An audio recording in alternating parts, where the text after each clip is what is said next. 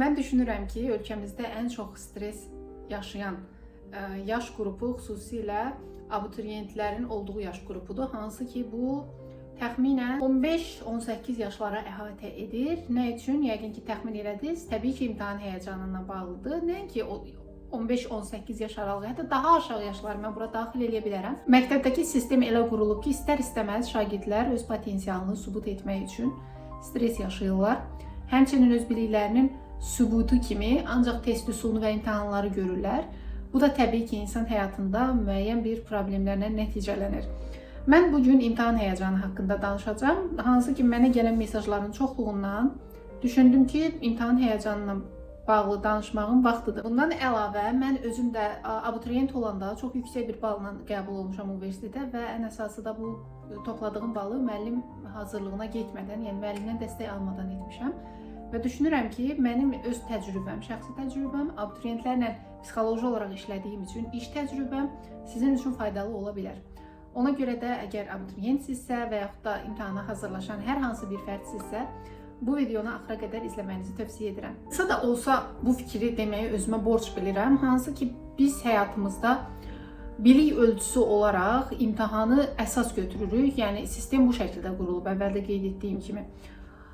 Amma düşünürəm ki, bu heç də belə olmamalıdır.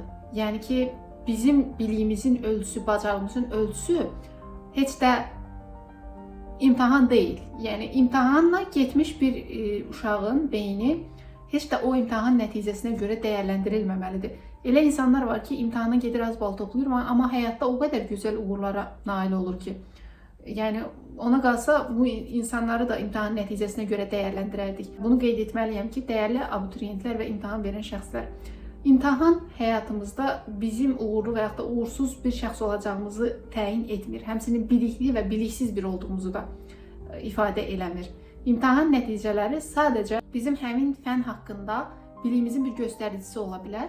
Orada da müəyyən faktorlar var ki, bəzən biliyimizi olduğu kimi göstərə bilmirik. Əvvəla mən öz metodumdan danışım və özüm necə bu yolda addımlamışam, bu barədə sizə qısaca məlumat verim. Bəlkə sizin üçün də bir motivasiya ola bilər. Mən onu öyrənmişəm ki, indiyə qədər hər insanın öyrənmə metodu fərqlidir. Yəni, bunu təbii ki, ədəbiyyatlar da sübut edir. Pedaqoji ədəbiyyatlarda görə bilərsiniz öyrənmə şəkilləri haqqında. Mən özümdə öyrənmə metodunu belə kəşf etmişdim.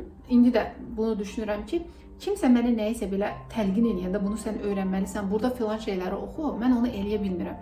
Amma özüm nəyisə istəyərək edəndə, qarşıma məqsəd qoyanda ki, mən bunu etməliyəm, orada kimsə mənə desə ki, etmə, eləmə, gəl mən sənə dəstək olum, bunu daha da asanlaşdıraq. Kim necə bir müdaxilə etməyindən asılı olmayaraq, mən onu öyrənirəm. Yəni, kiminsə burada fikir mənim üçün vacib olmur. Amma elə abituriyentlər var ki, ümumiyyətlə elə şəxslər var ki, kənardan kiminsə ona deməsi vacibdir. Ay bala, gəl dərsini oxu, deməsi vacibdir ki, o getsin dərs oxusun, yoxsa özü öz istəyi ilə gedib dərs oxumaq istəmir. Bu, müəyyən dərəcədə xarakter xüsusiyyətlərindən bağlıdır. Bir də öyrənmə şəkilləri var, hansı bir vizual öyrənmə şəkili var. Misal üçün, şəkillər onun üçün daha maraqlı gəlir.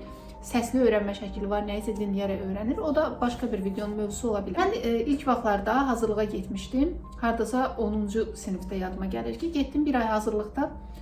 Mən dərsləri mənimsəyə bilmədim. Elə düşünürdüm ki, məndən heç bir şey olmaz. Mən dərs öyrənə bilmirəm. Hətta ailəmdə də yəni hazırlıqdan çıxandan sonra bir ümidsizlik yaranmışdı ki, yəni oxuya bilməyəcəksən də, özünü yorma. Daha sonra mən başladım özümü hazırlaşmağa imtahana və gördüm ki, heç də elə deyil. Yəni nəyisə istəyəndə insan öyrənə bilir. Düzdür, çox əziyyət çəkirdim. Telefonum, kompüterim olmuyor. Televizorda da təbii ki, yəni bizim fənlərlə bağlı izahatlara rast gəlmək olmur. Bəzi intellektual verilişlər olurdu, o öz yerində. İnsan biraz motivasiyası artır o verilişlərə baxanda. Amma belə indiki qədər, yəni bir fürsətim olmamışdı əlimdə. Buna baxmayaraq irəliləyirdim. Daha sonra bu şəkildə davam etdim. Sonra sınaq imtahanlarına qoşuldum və sınaq imtahanlarında gördüm ki, həqiqətən də öyrəndiklərim, bildiyim bir şeylər var imiş. Sınaq imtahanları mənə harda səhv etdiyimi göstərirdi, harda nəyi necə edəcəyimi, zamanımı planlamağı və s. bunları öyrədirdi. Sınaq imtahanlarından daha doğrusu bu nəticəni əldə edirdim. Sınaq imtahanlarıyla paralel olaraq özümdə səhvlərimi təhlil edirdim. Yəni, nə üçün etmək lazım olduğunu. Bundan əlavə, sınaq imtahanları insana bildiyini sanki sübut edir ki, sən bunu bilirsən. və insan özünə daha da inanır və daha da irəli addımlamağa çalışır. Müəllim yanına getmədən mən 600-dən yuxarı bal toplamışdım. Düzdür, özüm belə inana bilmirdim. Çünki o qədər belə tərqil eləmişdilər ki, sən oxuya bilməyəcəksən, müəllim yanına getmədən hazırlıq mümkün deyil. Sən orada testlər var idi, xüsusi testlər var idi, hansı ki, qəbul imtahanında istifadə olunmuş testlər idi. Bunları işləməmiş sən orada yüksək bal toplaya bilməzsən. Kimi fikirləri o qədər beynimə yer etmişdilər ki, mən düşünürdüm ki, maksimal yəni 500 bal toplaya bilərəm belə yüksək hazırlıqla, yəni hazırlaşaraq. Amma 600-dən yuxarı heç gözləmirdim. Yəni müəllim yanına getmədən sadəcə öz öyrənmə metodumu təyin edib, özümə söz verib, nə istədiyimi bilib, o yüksək bala nail olmuşdum. İndi mənim öz təcrübəmdən nələri istifadə etmişəm, siz necə edə bilərsiniz ki, imtahan həyəcanı daha da az olsun? Bununla bağlı fikirlərimi bölüşəcəm. Ümumiyyətlə, insan hər hansı bir işə başlayanda fərqi yoxdur. Bu imtahan hazırlığı olsun, imtahan həyəcanını azaltmaq olsun, həyatında vacib olan bir qərarı vermiş olsun. Nəyə başlayırsansa başla, ona bir məna vermək lazım olur. Yəni ki, mən həyatda imtahana nə üçün hazırlaşıram? Mən öz həyatımda nə üçün bu qədər stresə yer verməliyəm? Mən nə üçün universitetə qəbul olmalıyam? Mən nə üçün, tutaq ki, Azərbaycan dili müəllimliyi fənnini seçməliyəm? İxtisasını seçməliyəm? Mən nə üçün psixoloq olmalıyam? Nə üçün bunu istəyirəm? Bu nə üçün sualına insan yetərli bir cavab verəndə, həqiqətən də onun bu motivasiyasına, hərəkət etməsinə çox ciddi şəkildə təsir göstərir. Əgər insan nə istədiyini bilmirsə, hara gedəcəyini təyin edə bilmirsə, təbii ki, onun bir müddətdən sonra imtahan həyəcanı da olacaq və yaxud da motivasiyası az olacaq, kənardan dəstək istəyəcək. Bu qeyri-mümkündür ki, insan nə istədiyini bilmədən yola çıxsın və davamlı orada motivasiyalı irəliləsin. Yəni, belə bir şey mümkün deyil. Ona görə də ilk növbədə insan nə istədiyini başa düşməlidir. Yəni, sən abituriyentsən, bəlkə də bu videonu izləyirsən, bəlkə də daha aşağı yaşlardasan, bu sənin üçün böyük bir fürsət ola bilər. Təyin elə özün üçün. Ümumiyyətlə, universiteti sən özün seçirsən, özün istəyirsən, yoxsa ətrafdan sənə yüklənmiş fikirlər əsasında düşünürsən ki, mən universitet oxumalıyam, başqalarına özümü göstərməliyəm, başqalarının övladlarla özünü müqayisə edirsən uşaqlarla ki, mən onlardan daha yüksək bal toplamalıyam və yaxud da özünü ata-ananı sevdirmək üçün bunu edirsən. Yoxsa həqiqətən özün düşünürsən ki, mən gedib həkim olacağam, insanlara faydalı olacağam və yaxud da psixoloq olub insanlarla fikirlərimi paylaşacağam. Buna qərar vermək lazımdır ilk növbədə. Ona görə də əgər videonu izləyən valideyndirsə, övladlarınıza hansı peşənin sahibi olmaq istəyirlərsə, bununla tanış eləyin. Müxtəlif peşə sahələrindən tanış edin, peşə adamlarına görüşdürün. Həkimlərlə, müəllimlərlə, nə bilim, indi o qədər də belə tanınmayan peşələr var, hansı ki, günümüzdə lazımlı peşələrdən biridir. Həmin o peşə sahiblərindən övladınızı şəxsən tanış eləyin, söhbət etsinlər. Övladınız ondan sonra özü nəyəsə qərar verə bilər ki, mən bu olmaq istəyirəm, yoxsa fərqli bir sahənin mütəxəssisi olmaq istəyirəm. Bunu biləndən sonra təbii ki, bir yola başlamaq mümkün olur və o yolda insan məqsədini xatırladıqca daha da motivasiyalı addımlamağa başlayır. Özüm yalan deməyəcəm. Özüm hazırlaşanda ilk vaxtlar birinci qrupa hazırlaşırdım, hansı ki, orada fizika, kimya və digər bu kimi fənlər var idi. Düşünürdüm ki, mən mühəndis olacağam. Mühəndisliyin də nə olduğunu bilmirdim. Sadəcə bilirdim ki, kompüterdə işləyirlər. Kompüter mühəndisliyi haqqında müəyyən qədər fikir bildirmişlər. Düşünürdüm ki, mən kompüter arxasında nəsə işlər görəcəm. Adını da qoymuşdum ki, mühəndis olacağam. Daha sonra mən fənlərin çətinliyini gördüm və gördüm ki, o mühitdə, o şəraitdə birinci qrup mənim hazırlaşacağım qrup deyil. Keçdim 3-cü qrupa hazırlaşmağa. Çünki oradakı fənləri mən özüm sərbəst şəkildə oxuyub təhlil edə bilərdim. Və həmçinin humanitar fənlərə marağım var. Başladım 3-cü qrupa hazırlaşmağa. Əsas məqsədim isə olduğum mühitdən çıxmaq idi. Düzdür, burada da tutarlı bir məqsəd yoxdur. İnsan nə olmaq istədiyinə qərar verməyib hələ. Amma düşünürdüm ki, mən o mühitdən çıxsam, özüm üçün nəsə fərqli bir şeylər edə bilərəm. Əsas məni motivasiya edən həmin mühitdən çıxmaq idi. O mühit mənə biraz fərqli gəlirdi. Yəni, özümü ora aid hiss etmirdim.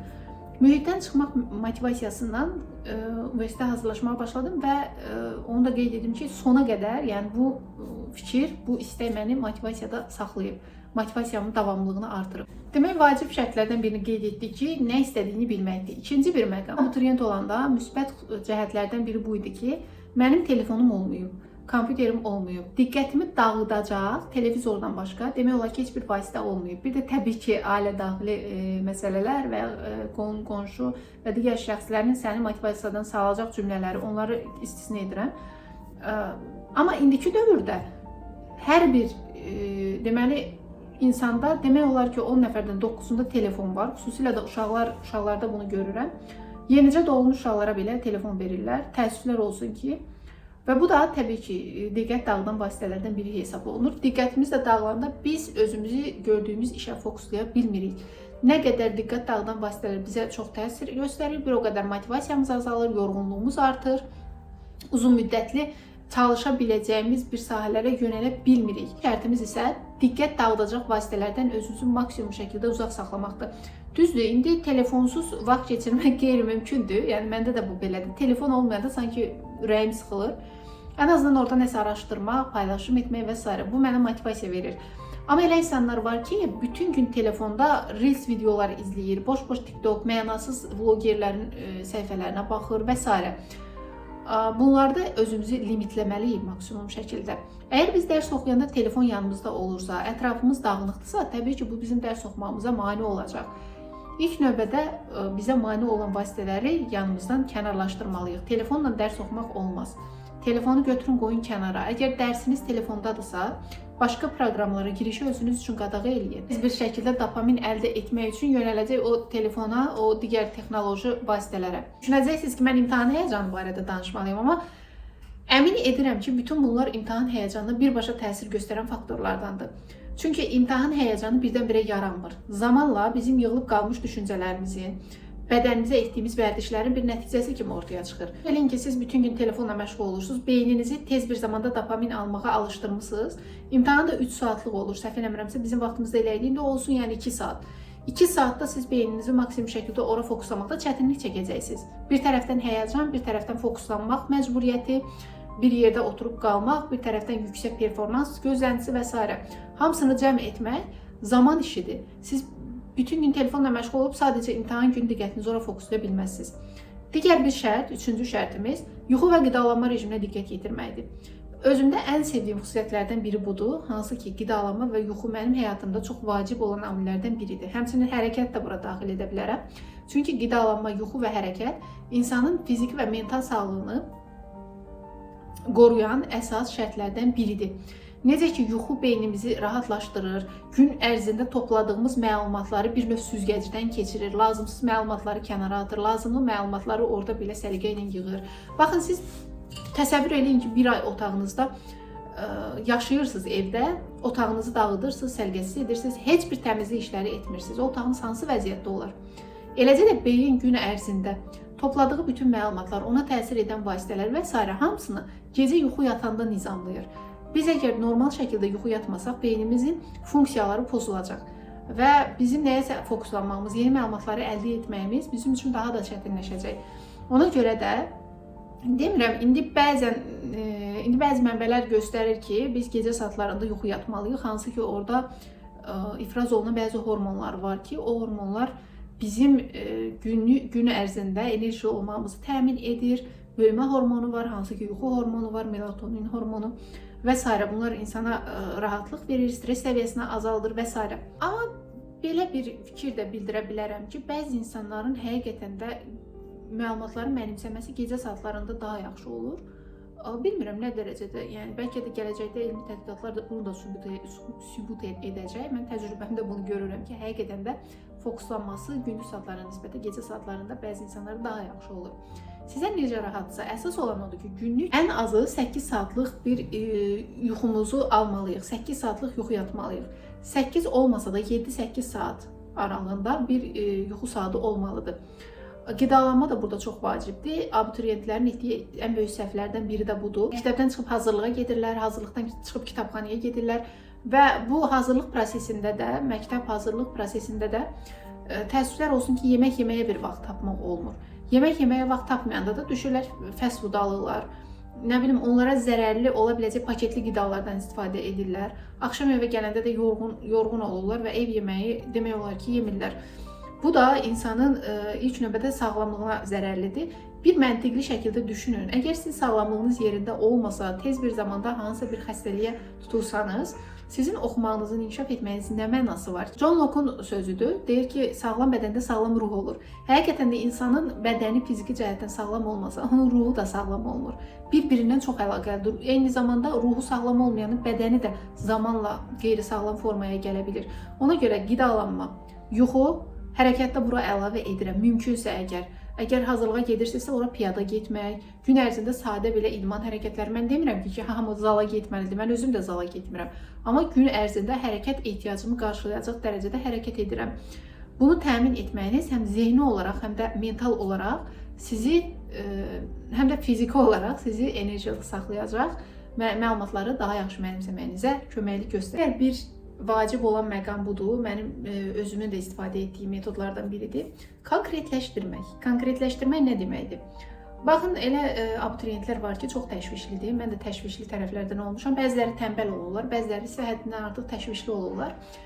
Təşvişli tələbələrdə belə bir şey var ki, gün ərzində məsələn 6 fən düşürsə imtahana, çalışırlar ki, burada 6 fənin 6-sına da zaman ayırsınlar və yaxud da bacardıqları qədər daha çox məşğul olsunlar. Bir mövzunu məşğul olmalı, bir mövzu haqqında oxumalıdırsa, araşdırmalıdırsa, çalışırlar ki, bunu 2 və yaxud da 3 etsinlər ki, özlərinə bir növ o yetərlilik hissini yaşatsınlar. Amma təəssüflər olsun ki, beynimiz az olanı daha çox motivasiya olur, daha konkret olanı daha yaxşı mənimsəyir. Ona görə də sizə də tövsiyəm odur ki, hansısa bir fənni çox oxumaqdansa və yaxud da hansısa bir gündə 6-7 fənni oxumağa çalışmaqdansa, bir gündə konkret olaraq özünüzə hədəf qoyun. Mən bu mətndəki bu hissəni mənimsəyəcəm, bu hissə haqqında araşdırma eləyəcəm. Siz oxuduğunuz hissəni oxuduğunuz təqdirdə o prosesin içərisində olmağa çalışın. Yox, mən bunu oxuduqca keçim o birisi mətnə, beynim o birisi mətndə qalırsa, təbii ki, burada sizin üçün vacib məlumatlar emal olunmayacaq beyniniz tərəfindən. Ona görə də vacib olanları özünüzdə konkretləşdirirsiniz. Mən bugün Azərbaycan tarixi və riyaziyyat oxuyacağam. Həmçinin, əgər siz 2 fənnin, tutaq ki 5 fən düşür, 5 fənnin 3-ünü sevirsinizsə, 2-sini sevmirsinizsə, bu metodu da istifadə edə bilərsiniz. Bir gün ərzində sevdiyiniz və sevmədiyiniz fənni bir araya salırsınız. Hansı ki, sevdiyiniz fəndən oxuduğunuz məlumatlar, mənimsədiyiniz fikirlər, sevmədiyiniz fənni oxumağınıza da köməklik göstərəcək. Mənim istifadə etdiyim metodlardan biri budur. Mən riyaziyyat fənnini heç sevməmişəm, indi də demək olar ki, sevmirəm. Məntiqi çox sevirəm, amma riyaziyyatı sevmirəm. Ona görə də riyaziyyat fənni gələndə mən çalışırdım ki, onu hansı sevdiyim bir fəndən əlaqələndirim. Məsələn, Azərbaycan dili fənnini çox sevirdim. Azərbaycan dili fənni ilə riyaziyyatı eyni gündə oxuyurdum ki, məlumatlar daha yaxşı yadım. Bir də var tənbəl tələbələr, tənbəl abituriyentlər. Onu da qeyd edim ki, video tələbələrə də aid ola bilər. Çünki onlar da imtahan verirlər, onlar da məlumatları öyrənirlər. Tənbəllər isə oxumaq istəmir, hər şeyi ertələyirlər. Düşünürlər ki, əşi sabah oxuyaram, əşi imtahana hələ çox var və yaxud da kiminsə onları motivasiya eləməsini gözləyirlər. Əziz abituriyentlər, əziz imtahan verən şəxslər, onu qeyd edim ki, sizin o verdiyiniz imtahanlar, oxuduğunuz o fənlər, məlumatlar hamısı sizin üçündür. Bəlkə valideyniniz sizə elə bir təəssürat yaradır ki, sanki onlar üçün nəsə edirsiniz, amma bu heç də belə deyil. Yəni onlar üçün fərqi yoxdur əslində övladın oxuyub oxumaması. Belə fərqi var ki, valideyn də istəyər ki, övladı yaxşı yerdə olsun, övladı sonradan əziyyət çəkməsin. İnanın ki, onlar da sizin yaxşılığınız üçün bunu edir. Bir şey var ki, yəni bütün bunlar bizim özümüz üçündür. Gələcəkdə özümüzə yatırım etməyimiz üçündür, daha yaxşı yerlərə gəlməyimiz üçün. Baxın, mən indi oxuyub hansısa bir yerə gəlmişəm. Təbii ki, bu valideynimi sevindirir. Amma oxumasam da olardı, təbii ki, bəlkə də indi hansısa bir evdə kimisə gəlin idim, bəlkə də ailəmin yanında sadəcə günümü boş-boş işlərlə keçirirdim. Bu da ailəmə pis təsir göstərə bilər. Amma mənə də pis təsir göstərir. Çünki bu həyat mənimdir. Eləcə də həyat sizindir. Yəni sizin imtahana hazırlaşmanız, hazırlaşmamağınız, universitetə qəbul olmağınız, fənləri oxumağınız, bu ən çox sizin üçün vacibdir. Nə müəlliminiz, nə ailəniz, nə qonşunuz, bunların heç biri üçün maraqlı deyil. Onları maraqlandıran sadəcə bu ola bilər ki, valideyninizi maraqlandıran bu ola bilər ki, yuxarı, yüksək yerlərə gəlsin, yüksək status qazansın, özü üçün bir iş kursun. Qohumları maraqlandıran bu ola bilər ki, görəm filankəsin uşağı neçə bal topladı, filankəslə müqayisə edeyim bunu. Müəllimlərin maraqlandıran ola bilər ki, hə, bu abituriyentin də yüksək bal toplasın, mənim adımı yüksəlsin. Hamı özünü düşünür. Siz də özünüzü düşünün bu yolda. Yəni tənbəlliyin əsas səbəblərindən biri bu olur ki, siz birincisi nə istədiyinizi bilmirsiniz, ikincisi də ki, digər insanlardan motivasiya gözləyirsiniz. Düşünürsünüz ki, siz bunları kimin üçünsə edirsiniz. Bu heç də belə deyil. Yəni insan hər şeyi özü üçün edir. Bunu başa düşəndə tənbəlliyin daşını atmaq olur. Ən əsas məqamı indi qeyd edəcəm. Hansı ki mən özüm də tələbə şagirdlərlə, abituriyentlərlə və tələbələrlə işləyən zaman bunun üzərində daha çox çalışıram. Çünki hər şey demək olar ki, burada başlayır, burada bitir. Necə başlayıb bitir? Gəlin o haqqda biraz danışaq. Baxın, təsəvvür eləyin ki, siz hansı bir fənnə hazırlaşırsınız, bu fənnin sizin üçün çətin olduğunu düşünürsünüz. Bu fənn reallıqda həqiqətən çətindir. Və siz düşünmüsünüz ki, nə üçün riyaziyyat fənni mənə çətindir, amma qrup yoldaşım üçün və ya sinif yoldaşım üçün çox asandır. Mən abituriyent olanda bizdə 2 dəfə imtahan vermək şansı olurdu. Birinci imtahanı may ayında vermişdik, may ayının 13-ündə yadıma gəlir. İkinci imtahan isə iyul ya da iyunun axırı idi, belə tarixdə olmuşdu. Mən ilk imtahanda riyaziyyatın mənim üçün çox çətin bir fənn olduğunu düşünürdüm. Qəbul imtahanında da riyaziyyatdan çox az yazacağımı düşünürdüm. Həqiqətən də mən riyaziyyatdan 25 sualdan 6 sualı cəmi düz yazmışdım. Ona görə 600-dən biraz aşağı bal toplamışdım. Sonra mən düşündüm ki, bəlkə mən riyaziyyata təzədən hazırlaşım. Qarşımda bir çox maneələr oldu və belə deyim, düşüncəmdə ki, riyaziyyat çətin fəndir. Hansı ki, uşaqlıqdan bizə yüklənmiş bir şeydir. Müəllimlərim belə deyirdi ki, riyaziyyat çətin fəndir. Riyaziyyat çətin fəndir, riyaziyyata hazırlaşa bilməzsən, müəllimsiz riyaziyyat olmaz və s. Amma bütün bu düşüncələrimin öhdəsindən gəlməyə qərar verdim. Dedim ki, şansımı sınayım da. Onsuz da mənim əlimdə topladığım yüksək bir bal var. 600 olmasa 590-dan yuxarıdır. Mən bu balla istədiyim yerə pulsuz şəkildə qəbul ola bilirəm. Sadəcə bir sınayım. Və buna qərar verəndən sonra mən evdə atamın kompüterindən istifadə elədim. Bəzi mövzularda riyaziyyatdan baxdım videolar izlədim. Elə hazırlaşdım. 3 ay müddətində riyaziyyatdan təsəvvür eləyin 20 düz yazmışdım. Bunu necə elədim? Düzdür, indi belə mən riyaziyyat fənnində bəzi şeylərdə çətinlik çəkirəm. Sadəcə o fənni sevmədiyimdən dolayı olduğunu düşünürəm bunun da. Siz hansısa bir fənnə hazırlaşanda beyninizdə düşüncələr yaranmağa başlayır. Bir fəndən testi yazırsınız, birindən yaza bilmirsiniz. Yaza bilməyəndə beyninizə fikirlər gəlir ki, mən bu testi bilmirəm. Test çətindir. Birdən qəbulda bu düşər. Ay nə bilim, mən yaxşı oxumamışam. Hər şey yadımdan çıxır. Bu düşüncə bir zəncirvari xarakter daşıyaraq sizin beyninizi işğal etməyə başlayır və başlayır bu da sizin davranışlarınıza təsir göstərməyə. Əgər siz o düşüncələri dayandırsanız və onun əksinə hərəkətlər etməyə başlasanız, inanın ki, onun sizin üçün o qədər də çətin olmadığının fərqinə varacaqsınız. Abituriyentlərə ən böyük tövsiyəm budur. Beyninizdə yaranan o negativ düşüncələrin kökünü araşdırmağa çalışın. Niyə o sözü sizin beyninizdə yaranır? İnanın ki, o yaranan düşüncələrin 99%-nin heç bir əsası yoxdur. Sizə kənardan yüklənmiş bir fikirlərdir və siz ona o qədər inanmısınız ki, inandığınız üçün hər şey sizin üçün çətin görünməyə başlayır. Məndə valideyn rolu çox böyükdür. Öz daxilimdə sanki bir valideynim var və o həmişə mənə bunu belə et, onu elə et şəklində deyir. Ona görə də heç vaxt kənardakı insanların fikirlərinə qulaq asan biri olmamışam ki, kimsə mənə deyəndə ki, sən bunu bu şəkildə et. Mən onu təbii ki, dəyərləndirirəm, baxıram ki, bəlkə düz deyir, amma öz daxilimdəki valideynin səsinə daha çox qulaq asıram. Abituriyent olanda da həmişə özümə söz verirdim. Dur, Azərbaycan tarixi dərsini oxu. Öz daxilimdəki mənə deyirdi ki, Azərbaycan dili dərsini oxu. Riyaziyyatdan test işlə. İndi belə, yəni görəcəyim işlərdə tənbəllik eləyəndə öz daxili səsim deyir ki, dur, bunu etməlisən, bu vacibdir. Sizin də daxilinizdə o valideyn rolu olsa, mən düşünürəm ki, daha irəli bir səviyyəyə gedə bilərsiniz. Video biraz uzun oldu, ona görə növbəti adımlar haqqında qısa məlumat verəcəm. Hansı ki, burada qeyd etmişəm ki, testləri daha çox istifadə etmək lazımdır. İmtahan əsas nəticəsi testlərlə ölçüldüyü üçün, beynimizdə daha yaxşı əlaqələrin qurulması üçün testlərdən istifadə etməyimiz vacibdir. Hansısa mövzunu öyrənəndə o mövzu haqqında çoxlu testlər işləmək lazımdır. Mövzunu kitabdan 50 dəfə oxumaqdansa 2 dəfə oxuyun, gedin testini işləyin. Mən özüm də belə edirdim. Onu da deyim ki, bizim vaxtımızda tarix fənninin içərisində bir konstitusiya sualı düşürdü və konstitusiya sualını yazmaq üçün konstitusiya kitabı olurdu. O kitabı sən təsəvvür elə oxumalıydın. Yəni bir sual üçün bir kitabı oxumalıydın və hardan sual düşəcək o da qeyri-müəyyən idi. Ona görə oxumamışdım. Düşünürdüm ki, bir sualda da yazmaram. 24 suala düz yazsam, bir sual eybi yoxdur, qalır kənarda.